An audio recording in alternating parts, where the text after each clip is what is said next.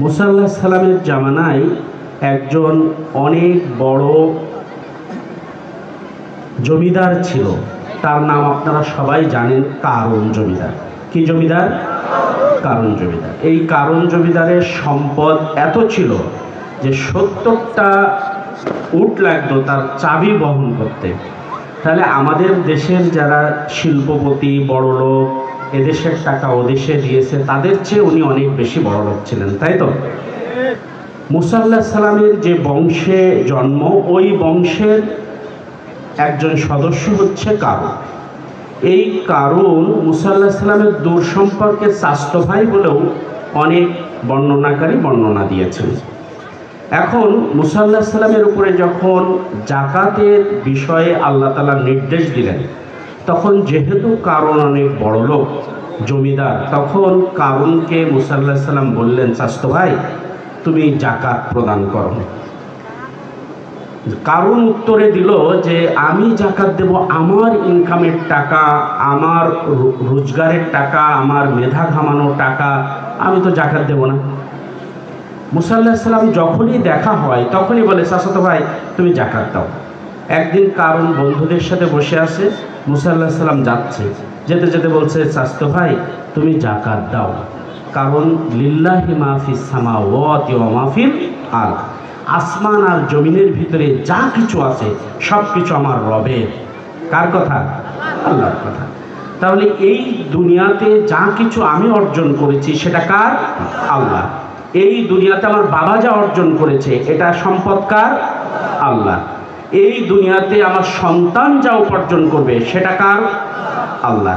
তাহলে এই দুনিয়াতে সম্পদ বলতে যা কিছু বোঝায় সব কিছুর মালিক কে? আল্লাহ। সেই আল্লাহ তাআলা বলছেন তুমি যাকাত দাও। কারণ এই যাকাত দিতে রাজি হলো না। যখন মুসা আলাইহিস সালাম কারুনের কাছে যাকাতের টাকা মাঝে মাঝেই চায়, একদিন কারুন বলছে, মুসার এই টাকা চাওয়া, এই অত্যাচার একটু তো বন্ধ করা দরকার, কি করা যায়?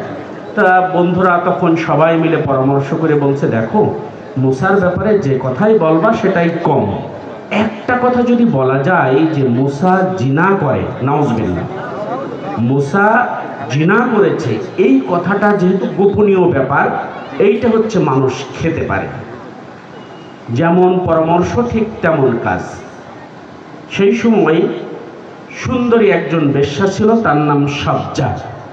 এই সবজার কাছে কারুন জমিদার মাঝে মাঝেই যেত। ওই দিনও গিয়ে 5 লক্ষ দিরহাম তাকে উপরে হুকুম দিল, দিয়ে বলল, সবজা টাকা দিলাম, কাজটা হয়ে গেলে আরো 5 লাখ দেব, বিনিময়ে তোমার একটা কাজ করতে হবে। বলছে, টাকার জন্য তো সব করতে রাজি আছি জমিদার, তুমি বলে ফেলো কি করতে হবে।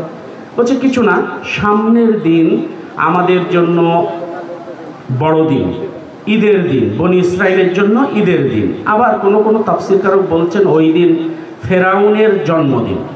জন্মদিনটা পালন করার জন্য নীল নদের পাশে বিরাট প্যান্ডেল করে দেশ বিদেশের লোকজনের দাওয়াত করে একটা আয়োজন হবে। মুসা আলাইহিস সালাম চরিত্রই হচ্ছে এই, যেখানেই মানুষজন দেখতেন, সকল নবী রাসূলেরই এই বৈশিষ্ট্য, যেখানেই মানুষজন দেখতেন সেখানেই গিয়ে রেসালতের দাওয়াত, তাওহীদের দাওয়াত, একত্ববাদের দাওয়াত, আল্লাহ এক, অদ্বিতীয়, তার কোনো শরীক নেই, এই পৃথিবী থেকে আমাদেরকে বিদায় হতে হবে, আমাদের জন্য জান্নাত অথবা জাহান্নাম আছে, এই দাওয়াতগুলো নবী এবং রাসূলেরা মানুষ দেখলেই পেশ করতেন। যেহেতু ওই দিন বড় একটা আয়োজন হবে, কারণ বলছে আমার ধারণা মুসা ওই দিন আসবে এবং বক্তৃতা দেবে। যখন তার বক্তব্যর মাঝখানে হবে, আমি মঞ্চ থেকে একটা আঙুল ইশারা করলেই তুমি দাঁড়িয়ে যাবে এবং বলবে, মুসা আমার কাছে নিয়মিত যাতায়াত করেন। নাউজুবিল্লাহ। জোরে সোরে বলছেন না যে? ঠিক সাবজা রেডি, 5 লক্ষ দিরহাম পেয়ে গেছে। এরপরে যথারীতি সেই দিনটি আসলো। কারণ জমিদার বলে দিল, গুনে গুনে তুমি 13 নাম্বার খুঁটির সামনে বসবে, আর মঞ্চে আমি এমন জায়গায় বসবো যেই জায়গা থেকে তুমি আমাকে দেখতে পাবে। যথারীতি বসাবসি হয়ে গেছে। মুসা আলাইহিস সালাম এবার বক্তব্য শুরু করেছেন, আল্লাহর একত্ববাদের বক্তব্য। সবাই তা ধরে শুনছেন। গোটা মাহফিল মুসা আলাইহিস সালামের এই বক্তৃতায় একমত পোষণ করে ফেলেছে। কারণ জমিদার 1 আঙুল তুলেছে, কাম হয়নি, 2 আঙুল তুলেছে, কাম হয়নি, 3 আঙুল তুলেছে, কিন্তু সবজা তাকায়নি। মুসা আলাইহিস সালামের বক্তৃতা শুনছেন আর অঝরে কেঁদে যাচ্ছেন, বলছেন যিনি বক্তব্য দিচ্ছেন এরকম মানুষ আমি কখনো দেখিনি। যে কথাগুলো আজকে তিনি বলছেন এরকম কথাগুলো আমি আর কখনো শুনিনি। সুতরাং কারণ জমিদার কোন ইশারা করছে এদিকে তাকানোর কোনো সুযোগ নাই। কারণ জমিদার চিন্তা করলো 5 লাখ টাকা দিলাম, সব তো মাটিতে গেল, কি করা যায়? নেমে আস্তে আস্তে ওই 13 নম্বর খুঁটির পিছনে গিয়ে সবজার পিছন থেকে গুঁতো মারছে, এই সবজা কালকে না তোর টাকা দিলাম, উঠে পড়। কিন্তু মহিলা মানুষ উঠতেছে না। যখন গুতা জোরে মেরেছে তখন লাফ মেরে উঠেছে। কারণ জমিদার ভাবছে যাক কাজটা তো হলো শেষমেশ। কারণ জমিদার খুব নিশ্চিন্তে বসে আছেন। এবার সবজা বলছে, ভাই সব, আমার একটা কথা আছে, আপনারা আমাকে দেখে চেনেন না, নামে চেনেন, আমার নাম সবজা। আমার কাছে নিয়মিত কারণ জমিদার যাতায়াত করেন। গতকালকেও 5 লক্ষ টাকা দিয়েছেন। আর সে বলে দিয়েছে আমি মুসার নামে যেন এই তহমত দিই, অপবাদ দিই। আল্লাহর কসম, মুসাকে এর আগে আমি কখনো দেখিনি। মুসা আলাইহিস সালাম যে কথাগুলো বলছে এগুলো সত্য। আজকে আমি ঘোষণা দিচ্ছি লা ইলাহা ইল্লাল্লাহ মুসা কালিমুল্লাহ। মুসা আলাইহিস সালাম এত বেজার হলেন যে কারণ আমার চাচতো ভাই, ভালো কথা, চাচতো ভাই হিসেবে পরিচয় দেওয়ার দরকার নেই। আমি নবী দাওয়াতি কাজ করি, এজন্য আমার বিরুদ্ধে বক্তব্য যা দেওয়ার দিক, তাই বলে ধর্ষণের নাম মতো এরকম একটা খারাপ অপবাদ আমাকে দিলে।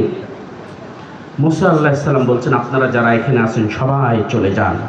সবাই যার যার মতো চলে গেছে, সবজাও চলে গেছে। কারণ জমিদার বসে আছে।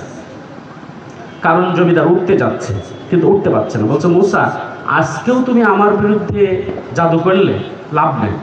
খুব কষ্ট করে উঠছে। ওঠার পর আল্লাহ তাআলা ঘোষণা দিয়েছে ফেরেশতারা কারণের যা সম্পদ আছে সব নিয়ে এসে ঘাড়ের পরে দেয়। মুসা আলাইহিস সালাম রেগে গিয়েন এবং বললেন ইয়া আরদা উজুহে, হে জমিন ওকে তুমি দাবিয়ে দাও। এ পর্যন্ত দেবে গেল, দ্বিতীয়বার এ পর্যন্ত, তৃতীয়বার শেষ। কায়রো থেকে 80 কিলোমিটার দূরে কারুন নামক যেই জায়গাটা কারুন কে পুঁতে দিয়েছে আল্লাহ তাআলা, এই কাঁধে 10টা ফেরেশতা, এই কাঁধে 10টা ফেরেশতা কারুনের হাতের 3.5 হাত প্রতিদিন পাইলিং করছে মাটির নিচে। এখন আপনারা চিন্তা করে দেখুন, ঘটনাটা যদি সেই দিন সবজা আল্লাহর রহমতে ওই কথা না বলতেন তাহলে কি ঘটনা ঘটত? নবিয়তের উপরে যেই কলঙ্ক পড়তো সেই কলঙ্ক উপস্থিত সবাই মনে করত, ঠিক না? আপনারা খেয়াল করে দেখবেন এটা পৃথিবীর ইতিহাসে শুরু থেকে কিয়ামত পর্যন্ত চলবে। যারা ক্ষমতাবান, টাকার জোরে, তারা মানুষকে দিয়ে এরকম নতুন নতুন নাটক সাজায় এবং যেই নাটকগুলোর সাথে মানুষের সামনে ঘটে না সেই রকম নাটক সাজিয়ে যারা ভালো মানুষ তাদেরকে অপদস্থ করে। ঠিক সেরকমই অপদস্থ বাংলাদেশেও হয়েছে, হয়নি? আল্লামা দেলোয়ার হোসেন সাঈদীর নামে 20টা অভিযোগ। সেই 20টা অভিযোগের ভিতরে ধর্ষণ করা, ঘর পুড়িয়ে ফেলা, মানুষ হত্যা করা, মানুষকে ধর্মান্তরিত করা, এইরকম জঘন্য সকল অপরাধ আল্লামা দেলোয়ার হোসেন সাঈদীর বিরুদ্ধে দিয়েছিল। মাওলানা মতিউর রহমান নিজামীর বিরুদ্ধে 16টি মামলা দায়ের হয়েছিল। সকল মামলার ধর্ষণ, লুটতরাজ এবং মানুষ হত্যা। সম্মানিত ভাইয়েরা, যেই মানুষগুলোর দিকে তাকালে ক্ষুধা নষ্ট হয়ে যায়, যেই মানুষগুলোর কথা শোনার জন্য মানুষ ঘন্টার পর ঘন্টা বসে থাকে, সেই মানুষগুলো গোপনে এরকম অপরাধ করেছিল। সেই অপরাধের নাটক মঞ্চস্থ করে আমার নেতৃবৃন্দকে তারা ফাঁসি দিয়েছে। প্রিয় ভাইরা, আমরা বলি আমাদের নেতৃবৃন্দকে তোমরা দুনিয়া থেকে বিদায় করে দিয়েছ, কিন্তু তাদের আদর্শ, তাদের কর্মকাণ্ড, সকল কিছু আমাদের কলিজায় এখনো বেঁধে আছে। বাংলাদেশ জামাত ইসলামের কোনো নেতাকর্মী এই মিথ্যাচার কখনো মেনে নেয়নি। দেশের কোনো মানুষও এই মিথ্যাচার মেনে নিতে পারে না।